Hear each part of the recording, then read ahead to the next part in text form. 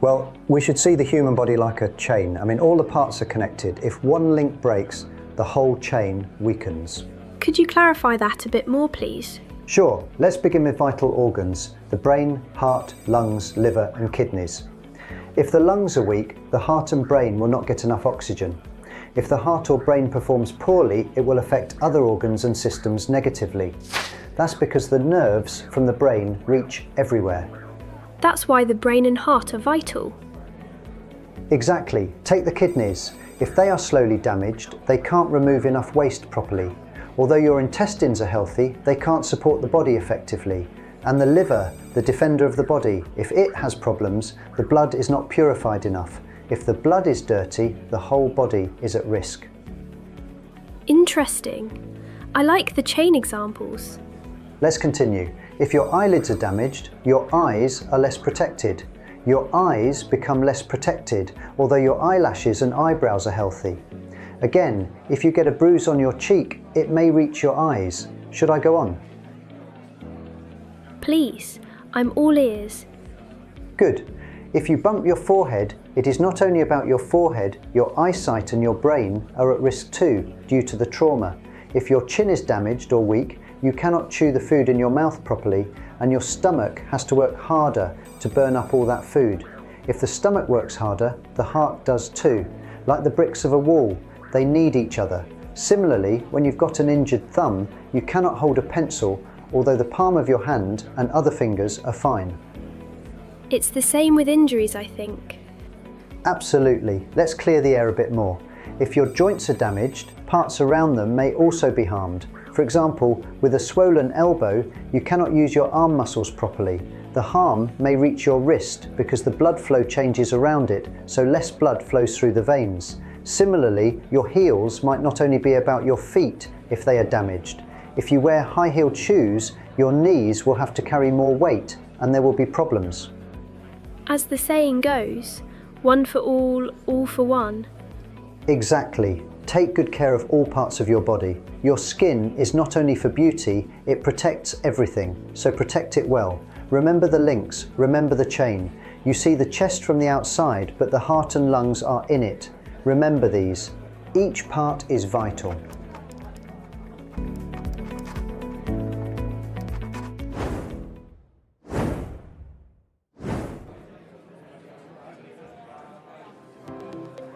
So Dr. Kutai, what would you advise people to do? How can they be lifesavers? Actually, it's not that complicated.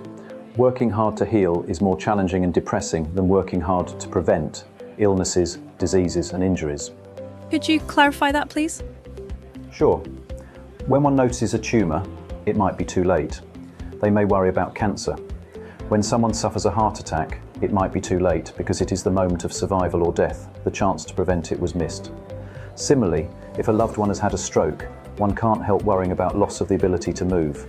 In all cases, the sufferer may either be cured or the condition might worsen. Learn the main causes of common illnesses and diseases and take action while you can still prevent them. Create your own chains for good health before it's too late. People always wish for what they have not got, so when they're facing health problems, they wish they were healthy. They often say, "If only I did not have this problem now." Anyway, I'll share some of my good health chains. I'm sure people are excited. They'll be in high spirits as your chains will be motivating for most. Good then. Here is one. If I learn to cope with stress, I won't get depressed. If I don't suffer depression, I will avoid related conditions such as insomnia, the condition of being unable to sleep. This is a chain. I can take precautions because I know the causes of insomnia. If I don't get enough sleep and physical activity, I will have higher risk of high blood pressure. If I have high blood pressure, I will have higher risk for dementia or kidney problems. And, here's another one.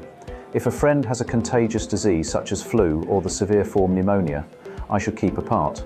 If I keep apart, I won't get infected. It's that simple. If you see the fire, keep your distance, or you will get burned. Awareness and action, that's all.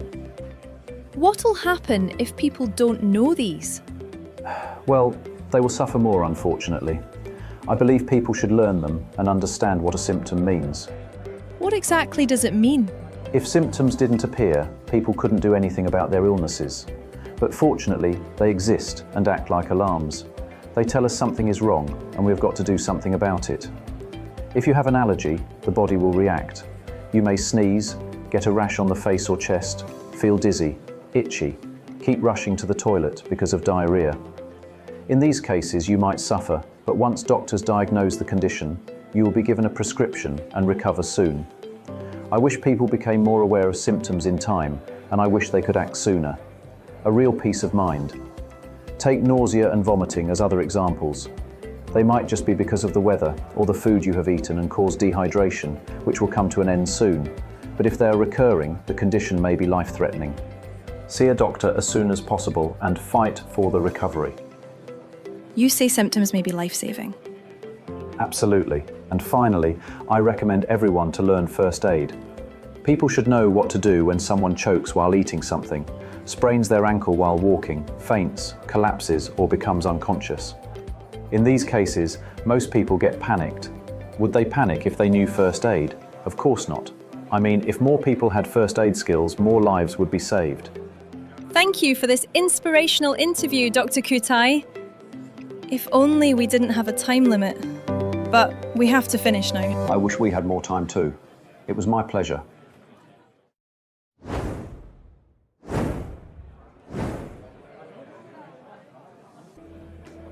When we talk about well-being, we do not just talk about physical and mental health. Well-being is a combination of your physical, mental, emotional, and social health. In a sense, it's about how you feel about yourself and your life.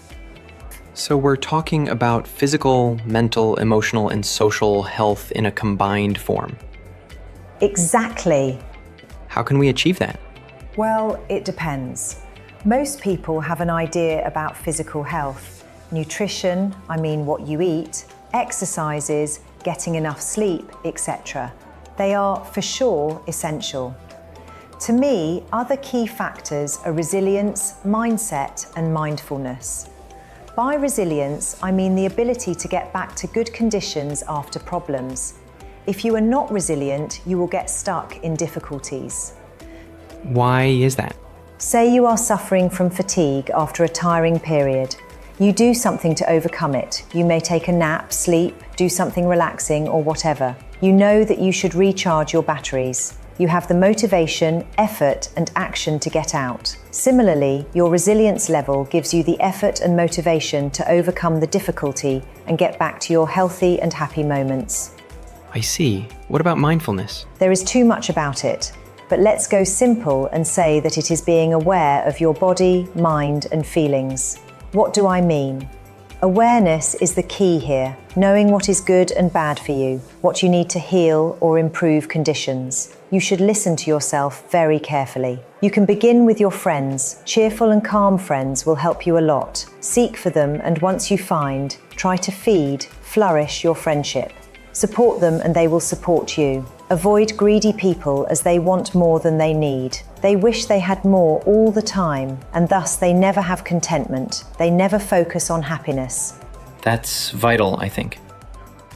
It is. People should work for the better all the time, but this should not be greed. A cup of coffee with a friend may be priceless. You may be in the best holiday resort of the world, but if you are lonely, you cannot enjoy the moment. Let it go. Go after inner peace. Your actions should not annoy or disturb yourself. Try to do what is best for yourself. What pieces of music are uplifting for you?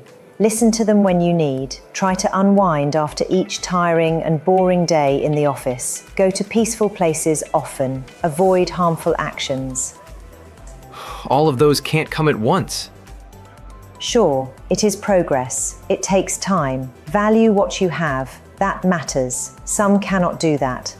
That's why some wealthy people may say, if I could buy something, I would buy happiness. While some others may say, if I had a lot of money, I would buy planes and villas. There should be a balance. Okay, then I'll ask the question to you. What would you change if you had the chance? If it were possible, I would change my mindset. Very interesting. Why? Because mindset is about how you see things. It is the way you think, your understanding of life. It is about the way to happiness, the way to cope with challenges in life. I would like to have a mindset to give me a more comfortable lifestyle. My husband is that sort of person. He wishes he could help me with my dream, but he's too busy. And finally, never lose your self-esteem. If you do not have respect for yourself, you will not be happy. Also, increase self-care to reduce stress and to relax. Thank you very much, Mrs. Calmer. That was really helpful.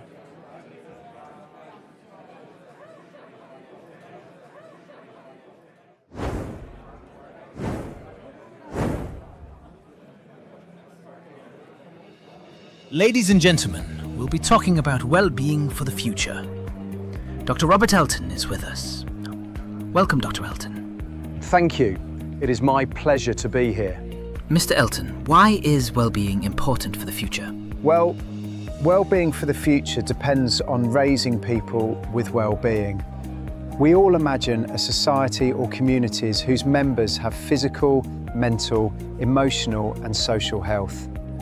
People without these cannot help to accomplish social purposes or contribute to society, as they will be more focused on their own problems.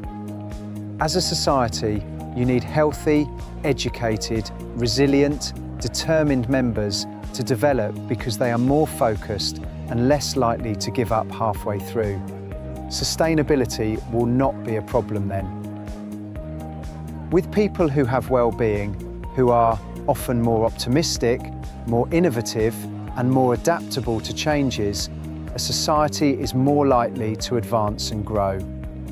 In order for the society to be a context with peace, mutual respect, comfort and innovation, we should adopt future-oriented policies. These policies will run smoothly thanks to people with well-being, not people with health problems. The fewer problems people have, the more thoughtful, creative and visionary they will be. This is the key. That's out of the question, but what about the reality of human nature? Our desire for well-being is there. We all wish for that. How will so many people be raised to meet the expectations? Thank you for this nice question. This is the most challenging task. People have their traits, inherited from their parents. They may not always be desirable ones. With different motivations and desires, some may be so ambitious that they may have lower motivations for other everyday matters. They may become nervous when they face failure. They need time to develop a better understanding and to adapt to changes. Especially teachers and parents are responsible for being good models for children, all the adults indeed. We should inspire children with respect, kindness, and similar good qualities. We should treat them with sensitivity and try to understand them. Some will respond positively. Some will not be as thoughtful as we expect. If we can do this, development in the society will be sustainable. Remember, this is human nature. Living together in a society requires wisdom, the ability to make good judgment. We should try to trust, cooperate and share to create a good society. Remember, the good is contagious. Be inspired for the better. Truly inspirational, Dr. Elton. I'd like to express my gratitude. It was my pleasure, David. You've been a great host. Your school should be proud of you.